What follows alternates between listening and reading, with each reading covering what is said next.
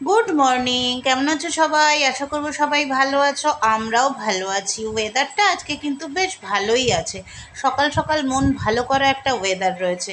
আমার খুব ভালো লাগে সকালের দিকে তেমন একটা রোদ না থাকলে, একটু মেঘলা মেঘলা ওয়েদার করলে। গতকাল রাত্রিবেলা চা পাতা আর দুধটা নিয়ে এসেছিলাম, দেখেছো। কালকে আর কিছু ঢালাঢালি করিনি, যেহেতু কালকে রাত্রে কিচেনটা ডিপ ক্লিন করেছি, তাই আজকে সকালেই সব ঢেলে নিলাম। আর দেখো, চা পাতা আমি সবসময় একটা বড় জায়গায় একটু স্টক রেখে দিই, যাতে ফুরিয়ে গেলে মনে না থাকলেও একটা দুটো দিন চালাতে পারি।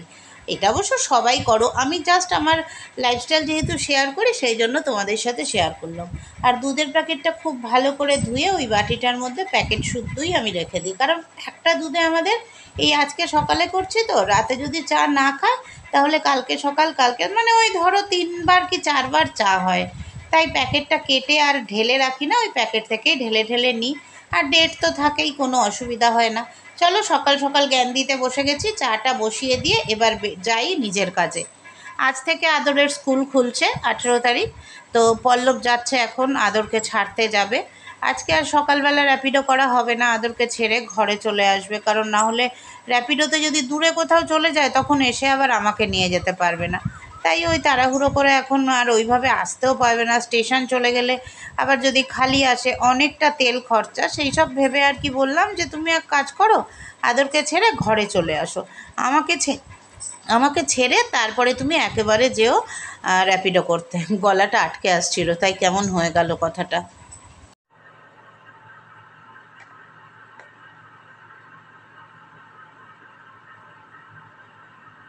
আজ বানাবো কারি রাইস, মানে কারি পকোড়া করবো আর তার সাথে রাইস, শুধু কারি নয়। পকোড়াটা নিরামিষ করবো, গরমের দিন প্রচণ্ড গরম, এটা হচ্ছে একটা দারুণ খাবার হবে। আর আমরা দুজনেই এটা খেতে বেশ ভালোবাসি। আগের দিন পেঁয়াজ দিয়ে করেছিলাম, আজকে পেঁয়াজ ছাড়াই করব। প্রথমে কারির বেসনটা গুলে নিই, মানে পকোড়ার বেসনটা, কী সব বলছি, কারির বেসনটা। কারি তো করবো দই দিয়ে, পকোড়ার বেসনটা আগে গুলে নিই। একটুখানি লাল লঙ্কা, একটু হলুদ, আর দেবো হচ্ছে একটুখানি জোয়ান। জোয়ানটা হাত দিয়ে নিয়ে একটু ক্রাশ করে নেব, নিয়ে দিয়ে দেবো। আর দেবো নুন।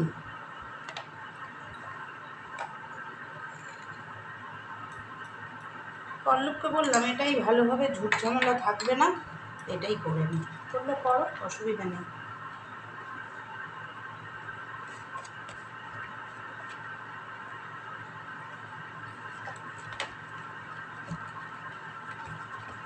এটা ভালো করে ফেটিয়ে নিলে কি হয়, বড়াটা খুব সুন্দর হয়, মানে বেশ ফুরফুরে হয় বড়াটা, নরম হয় ভেতরটা, খুব সুন্দর হয় বড়াটা। এবার কারির প্রস্তুতি।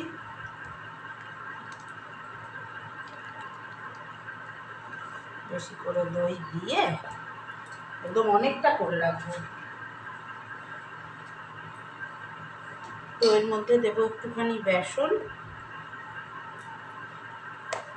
আর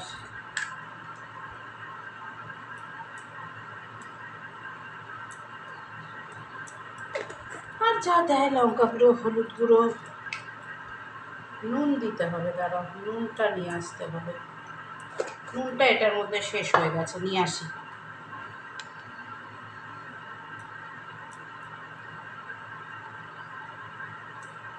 একটু মিষ্টিও দিতে হবে, যেহেতু টক দই দিয়েই পুরোটা তরকারিটা হয়, কারি পকোড়াটা একটু মিষ্টি না দিলে ভাল লাগবে না।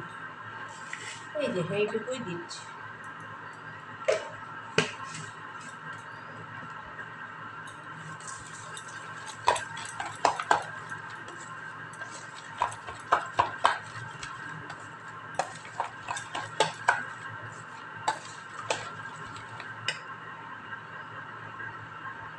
সকালে তো হাতে সেইভাবে সময় থাকে না, ঝটপট ঝটপট করে ফেলি। দিদি আবার আম দিয়ে গেল, কালকে দিয়েছে কতগুলো আম, আজকে আবার দিয়ে গেল আম। তেল তো লাগবে একটু, কেননা বড়াগুলো ভাজতে হবে। পকোড়া,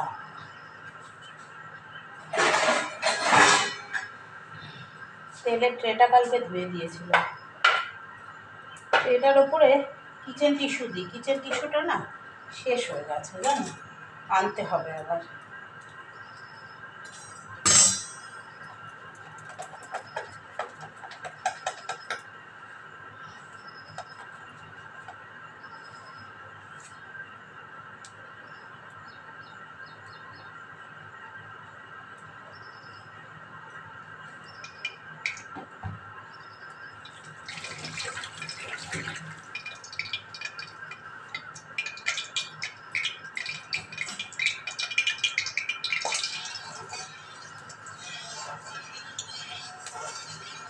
এক্সস্টটা চালিয়ে দিই, তাহলে তেলগুলো সব টানবে, ভেতরে ফ্যান চলছে তো।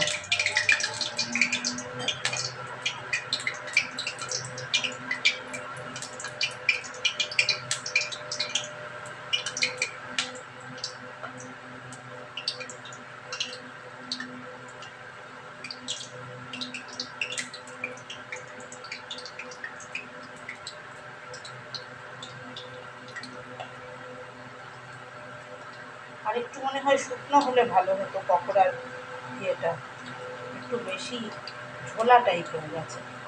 ও তাই দেখো বড়াগুলো একটু ছড়িয়ে ছড়িয়ে যাচ্ছে।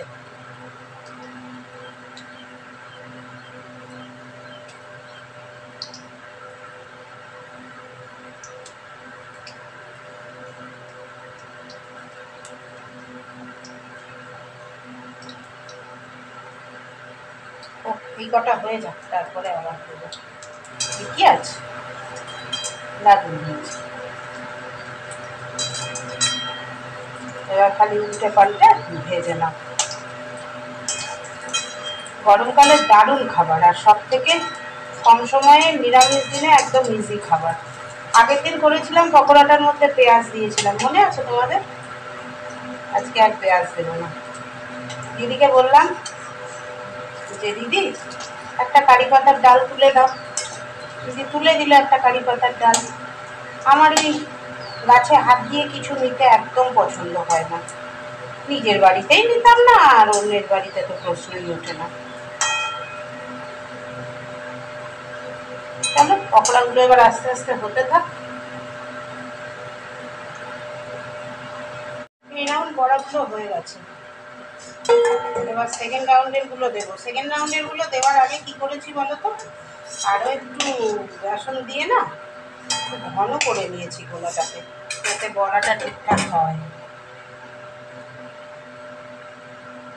এইবার হ্যাঁ, এই হলো বড়াটা, এবার ঠিকঠাক কনসিস্টেন্সিতে এসছে।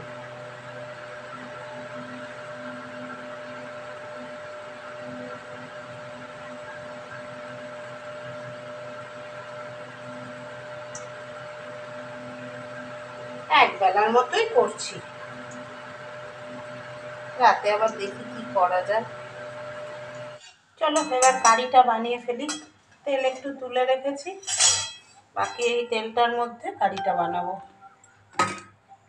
ফোড়নে দেবো হচ্ছে, এখানে দেখো আছে কারি পাতা, সর্ষে, হিং, শুকনো লঙ্কা আর জোয়ান। এইটা ফোড়নে দিয়ে দিলাম।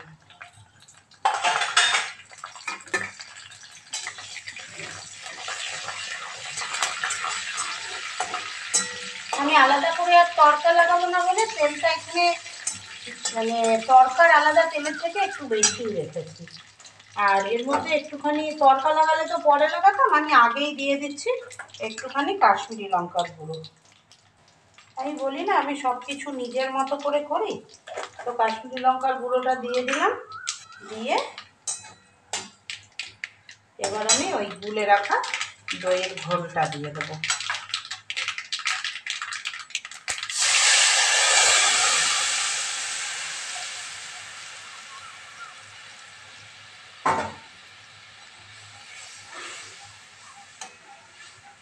দাঁড়াও জানালাটা বন্ধ করি তাহলে। দেখো তোমরা যাতে ভালো করে দেখতে পাও ওই জন্য জানালাটা বন্ধ করে দিলাম। ফুটে গেছে, এবার বড়াগুলো দিয়ে দিই। একটু বেশি করে কারিটা করেছি কেন বলো তো, আগের দিন কি হয়েছিল বড়াতে সব কারি টেনে নিয়েছে, ওই জন্য।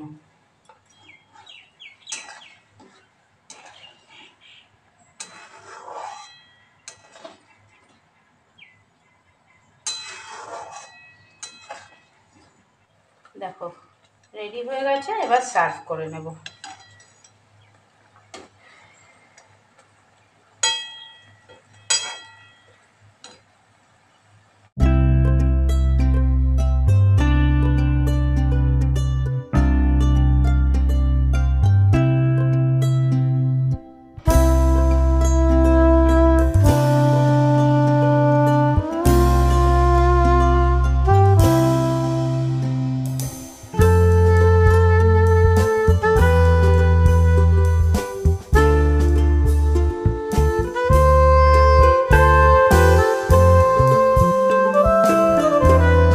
কেমন আছো সবাই? আশা করবো সবাই ভালো আছো, আমরাও ভালো আছি।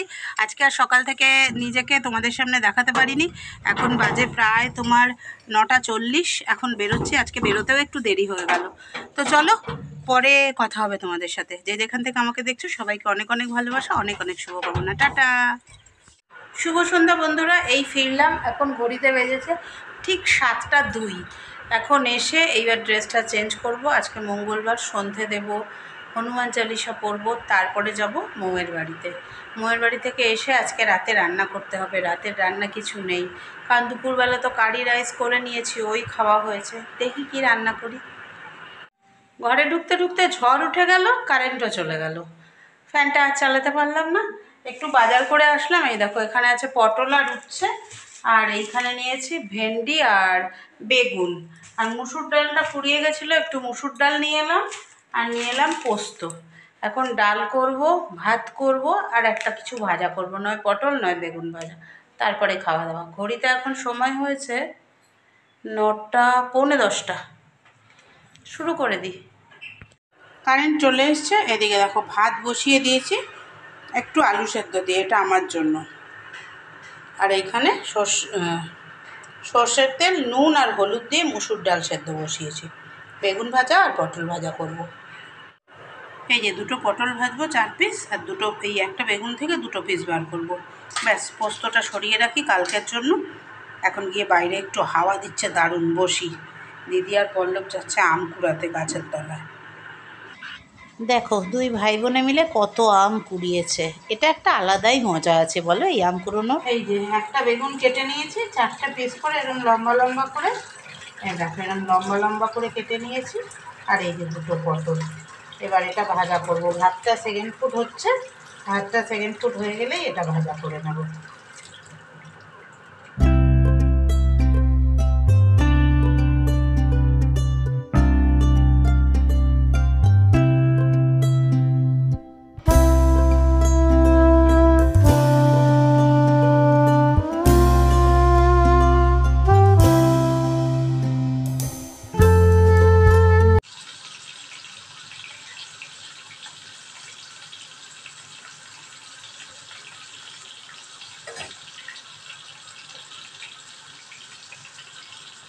রাতের খাবার রেডি করতে করতে বাজলো 11টা 20।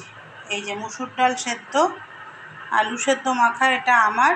বেগুন ভাজা, পটল ভাজা, আর কাঁচা লঙ্কা, 3টে লাগবে না। এই একজনের ভাত, এই আর একজনের ভাত। আর মুসুর ডাল তো আমরা নিরামিষ দিন খাই, তোমরা জানোই। একটা উইশ করার ছিল, উইশ করতে ভুলে গেছিলাম। মেঘবালিকা, আমাদের যে মানে ইউএসের বন্ধু, বোন, পরিবারের সদস্য যাই বলো, মেঘবালিকার মেয়ে মাম্মামের বার্থডে ছিল সানডেতে। মেঘবালিকাকে বলছি কিছু মনে করিস না না, আমি তো দেখিস কি ব্যস্ততার মধ্যে আছি, তার মধ্যে কাকুও তোর মানে গরমে আর কি একেবারে কাহিল, যার জন্য খেয়াল ছিল না রে মা। আজকে বিলেটেড হ্যাপি বার্থডে মাম্মাম, খুব ভালো থেকো, জীবনে মানুষের মতো মানুষ হয়েও, আর অবশ্যই মা বাবার পাশে থেকো, কেমন? তোমার সব স্বপ্ন, সব আশা যেন পূরণ হয়। ডাক্তার, ইঞ্জিনিয়ার, উকিল, কী হবে জানি না, যদিও মেঘবালিকার পরিবারের সবাই ডাক্তার। কি হবে আমি জানি না, কিন্তু মানুষের মতো মানুষ হয়েও। আর তোমার সুন্দর এই যে গান গাও, এই গানটাকে নিয়ে এগিয়ে চলো, কেমন? ঘড়িতে এখন সময় হয়েছে 11টা 40। চলে এলাম খাওয়া দাওয়া করে। আজকে বাসন বেশি ছিল না, সেদ্ধ ভাতই তো করেছি, সেদ্ধ আর ভাজা। তাও তো কড়াইটা মাজিনি, কারণ কড়াইতে তেল রয়েছে। অল্প তেল দিয়েও যদি তুমি লোহার কড়াইতে করো না, তেল থেকেই যায়, অনেকটাই তেল রয়ে গেছে। তো সকালে কি করেছিলাম জানো? আজকে সকালে যখন কারি পকোড়াগুলো ভেজেছি, পকোড়াগুলো ভেজে না আমি ভেবেছি যে আমি গ্যাসটা বন্ধ করেছি, কিন্তু গ্যাসটা সিম করে দিয়ে কড়াইটা বসানো হয়েছিল, আমি ঢাকা ঢুকিয়ে দিয়ে চলে এসেছি। হঠাৎ করে দেখছি সর্ষের তেলের গন্ধ বেরোচ্ছে। তখন পল্লব ঢুকেছে, আমি পল্লবকে বলছি আসার সময় যে একটু দেখে আসো তো গ্যাসটা বন্ধ করেছি। ও ঘরে এসে বলছে না গ্যাস তো সিমে জ্বলছিল। মানে একটু তো গ্যাস খরচাই হয়েছে না। যদিও 2 মাস, 3 তারিখে 2 মাস হয়ে গেছে গ্যাসের। 3 তারিখের পরে আজকে 18 তারিখটা, মানে 2.5 মাস, 15, 16, 17, 18, তাই তো 2.5 মাস চলছে। 2.5 মাস চলছে গ্যাসটা, হয়তো কালকে পরশুর মধ্যেই শেষ হয়ে যাবে। গ্যাস বুকিং করা হয়েছে শুক্রবার দিন, শনি রবি সোম, আজকে মঙ্গল, 4 দিনেও এলো না। কালকে বলছে আসবে, দেখা যাক। হ্যাঁ একদিন ছুটি গেছে, সোমবার আমাদের এখানে কিচেন ম্যাট বন্ধ থাকে আর রবিবার হাফ থাকে, ওই দুটো ব্যাপার আছে। দিয়ে খুব ইচ্ছে ছিল আজকে রাত্রিবেলা না একটু পরোটা টাইপের কিছু, বা লুচি আলুর দম, বা লুচি আলু মরিচ এরম করে খাবো। তো আলু মরিচ করতেই পারতাম, কিন্তু লুচি করতে পারতাম না, কেননা হোয়াইট অয়েলটা শেষ হয়ে গেছে। হোয়াইট অয়েলটা আর আনিনি, কারণ ভাজাভুজি তো গরমকালে বেশি খাওয়া হয় না। তারপরে পল্লবকে বললাম এখানে আমাদের এই ভগৎ সিং এর এখানে ব্রিজবাসী হোটেল, না ব্রিজবাসী আহার বলে একটা হয়েছে, ওটা ইস্কনের আর কি, একদম সম্পূর্ণ নিরামিষ। ওখান থেকে পরোটা আর তরকারি কিছু নিয়ে এসো, 15 টাকা করে নেয় লাচ্ছা পরোটা। পল্লব আমাকে ফোন করছে, আমি তখন মৌয়ের বাড়িতে, পল্লব আমাকে ফোন করছে হ্যাঁ গো দোকানটা না আজকে বন্ধ। আনলাম ছেড়ে দাও, তারপরে তুমি এসো, তারপরে দেখছি। তারপরে এলো, দুজনে মিলে গেলাম বিদ্যাপতির এখানে, ওই কি বলে লিট্টি, ধোসা, উত্তাপাম, তারপরে তোমার ডালপুরি এইসব নিয়ে বসে, কিন্তু প্রত্যেকটাতেই পেঁয়াজ আছে, তাই জন্য ওটাও ক্যান্সেল হয়ে গেল। তারপরে সোজা বাজারে গেলাম, বাজার করে আনলাম, রান্না করলাম। বাজার করে এসে যখন ঘরে ঢুকছি, মানে গেটটা জাস্ট খুলছি, বাইরের গেটটা লোডশেডিং হয়ে গেল। এদিকে বৃষ্টি বলছি, হাওয়া দিচ্ছে জোরে জোরে। আসার পরেই দিদি বললো ভাই যাবে আম কুড়াতে। ও তো রাজি। আমরা দুজনে মিলে প্রায় 3-3.5 কেজি আম কুড়িয়েছে জানো। অত আম পড়েছে, তার মধ্যে আবার 2-4টে কাঁচা আমও আছে। তো অনেকটা আম আবার আমাকে দিল, আরও দিচ্ছিল। আমি বললাম না দিদি আমার ঘরে কে এত খাবে, তাই এর থেকে কিছু কালকে বন্ধুদের জন্য নিয়ে যাবো, মানে বন্ধু না কলিগদের জন্য নিয়ে যাবো। তো তারপরে আমটাম কুড়িয়ে নিয়ে বেশ আনন্দ করে, আম কুড়াতে গেলেই না সেই ছোটবেলাটা মনে পড়ে। আবার ওই বাইরেটায় বসলাম, দিদি দাদা আমি পল্লব 4 জনে বসে খুব গল্প গুজব হলো। দিয়ে তারপরে ঘরে এসে যে যার মতো নিজের কাজে লেগে পড়া হয়ে গেল। এখনো বাইরে খুব সুন্দর ঠান্ডা হাওয়া দিচ্ছে, আজকে গরমটা একদম নেই। আর গরমটা নেই বলে আমার চোখে মুখে দেখো ক্লান্তির ছাপটাও কিন্তু সেইভাবে নেই, তাই না? তো দিন শেষে এই যে হাসি মুখে থাকাটা, এটাই হচ্ছে দিন শেষে হাসি মুখে ক্যামেরার সামনে আসি, মানে সেটাই আমার জয়। আমি তো মনে করি তাই, তোমরা কি মনে করো?